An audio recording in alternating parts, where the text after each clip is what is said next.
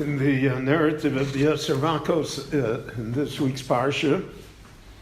So the Torah makes a point of telling us that Aaron, who was Moshe's partner in this matter, was the one that performed the first three makos.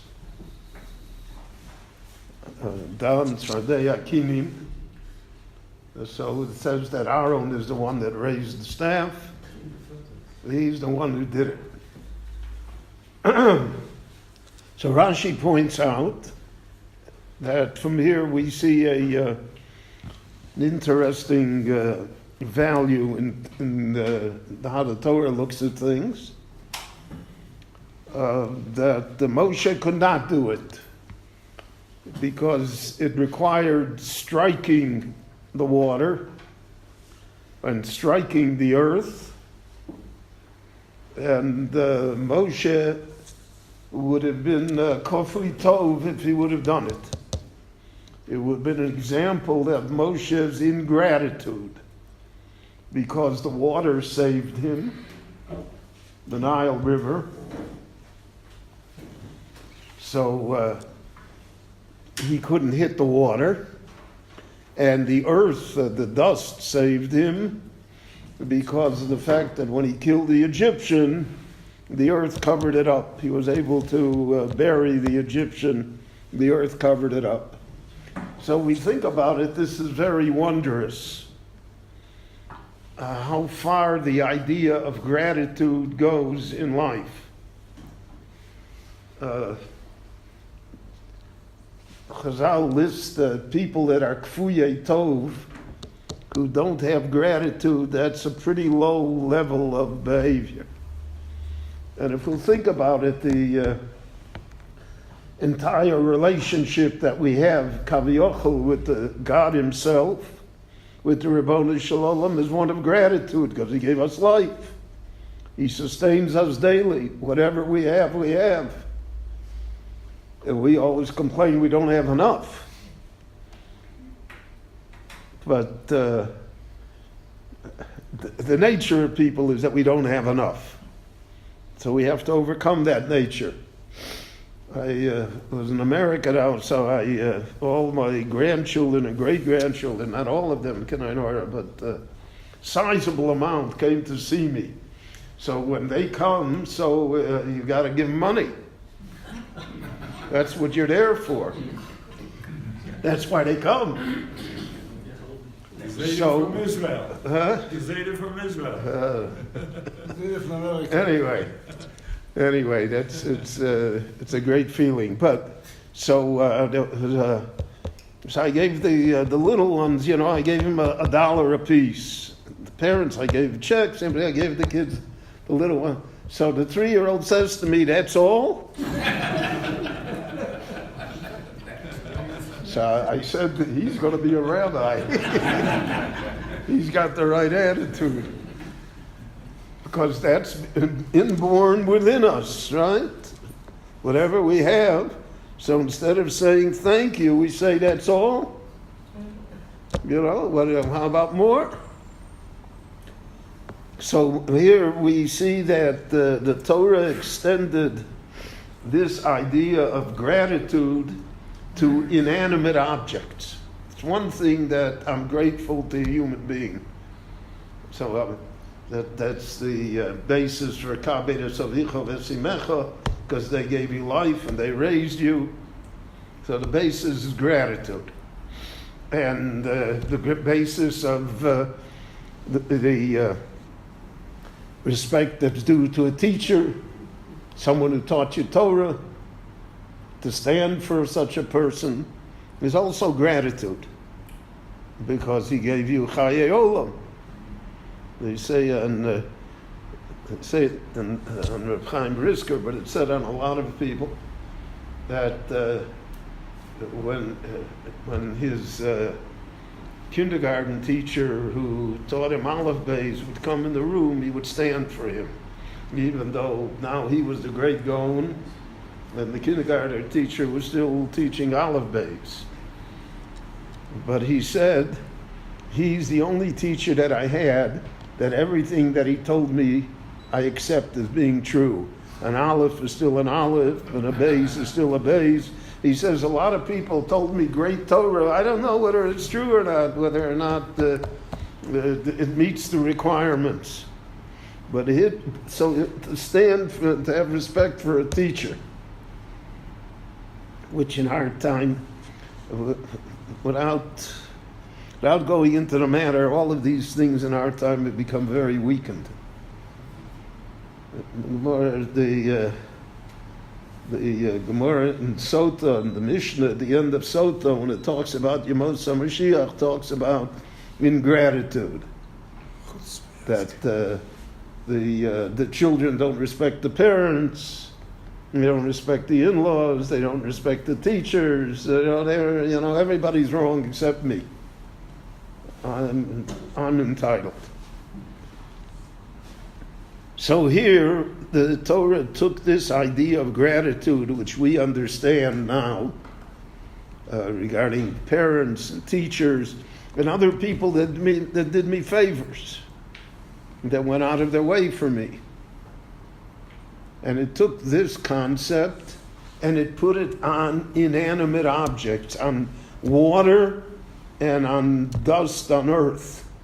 That I have to be grateful to them also, even though the water doesn't know that I hit it with a stick or not, and the earth doesn't realize that I smote it with a rod or not. Nevertheless, there's that din that Moshe could not do it, because if Moshe did it, that would already be a sign of ingratitude, and that's the idea that the Torah teaches us. There's halacha bal tashchis. You shouldn't destroy things needlessly. We were talking a minute before about garbage, right? Bal tashchis. To waste things, because that's ingratitude. And throw it out. There's no value.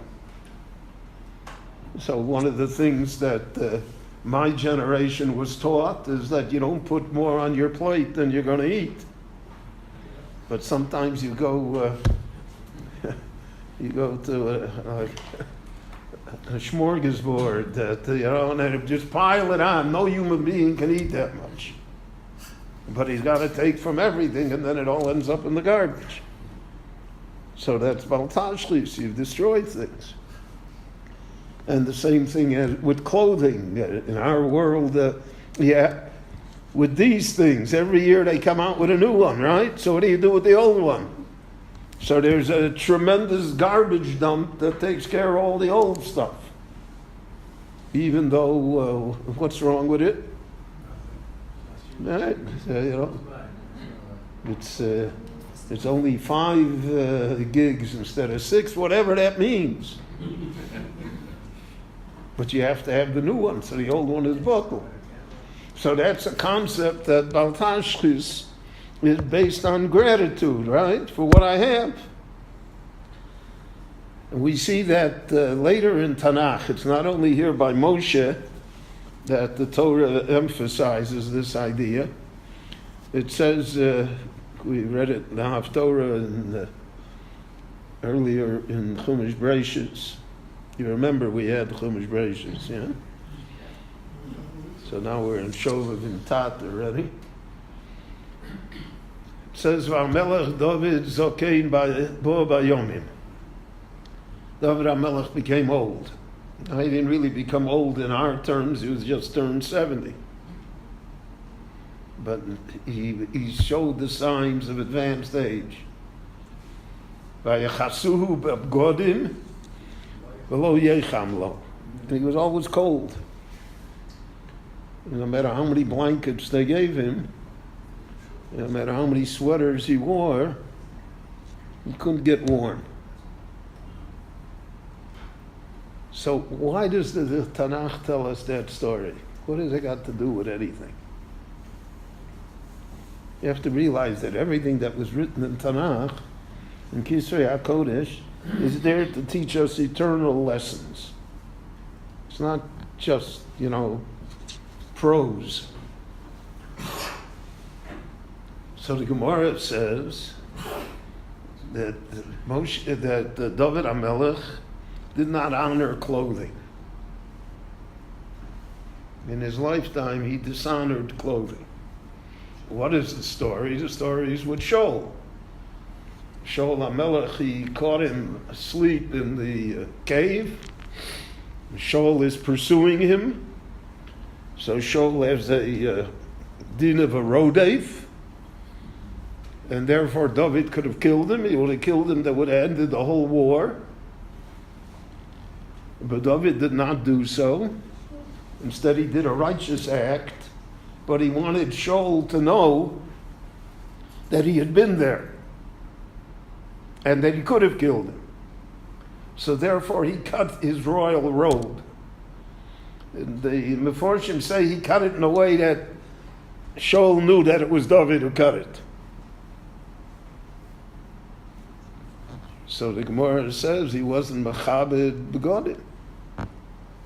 He cut the bagged, he cut the garment, so even though he had a purpose, and even though he felt it was necessary, all of the reasons are there, but the story is that he cut it. And therefore later the Begodim took revenge upon him. They would not warm him. So there also you have an inanimate object. The beggar doesn't know the whole story. The beggar has no sensitivity to it. So people say, I can't wear last year's suit, or he can't wear last year's. By women, the fashions change, right? So they purposely change it so that you have to buy all new things, even though the old things are just are serviceable. They still are good. Nevertheless, that's the nature of human beings. So the Torah wants to emphasize to us how great the responsibility and obligation of gratitude is, that it extends even to inanimate objects, even to the water, even to the earth, even to garments, so that we would certainly understand how it affects human beings, how it affects others who are sensitive, who I did benefit from. Yes? The people who went through the Shoah will never throw away a piece of bread. Never. That's the lesson there. That's the lesson there. Many lessons in life. But the concept of gratitude is so dominant in Torah that it applies across the board in all sorts of things. And it's the basis for so many mitzvahs. And we say it every morning if we pay attention to what we say. So we say, Ashreinu ma tov chelkeinu, ma noim goraleinu, ma yofa yerushaseinu. How happy we should be. Look at us. How grateful that I am that I'm Jewish, that I have a Torah, that I'm part of a special part of civilization. Ashreinu shanachnu mashkimim ma'arivim, etc. So when I went to the yeshiva a long, long time ago, in 9th grade, the Rebbe would start the class every morning by making us say Ashreinu. So then we had a sense of gratitude that we could be, Ashreinu, that we could be in the yeshiva, that we had a Rebbe, that we were here, that we were Jewish. Then you had a sense of, because to ingrain within children a sense of gratitude is extremely important, and the problem is that it's against our nature. We don't want to be grateful to anybody. We want to say, Kochi votzem yodi yososoli yisachayel. We did it. It's us. I don't have to thank anybody. So the Torah came to refine that midah. So we see it here by Moshe and Aaron, by the Eser Makos that Moshe couldn't perform those 3 Makos, because that would be a sign of ingratitude.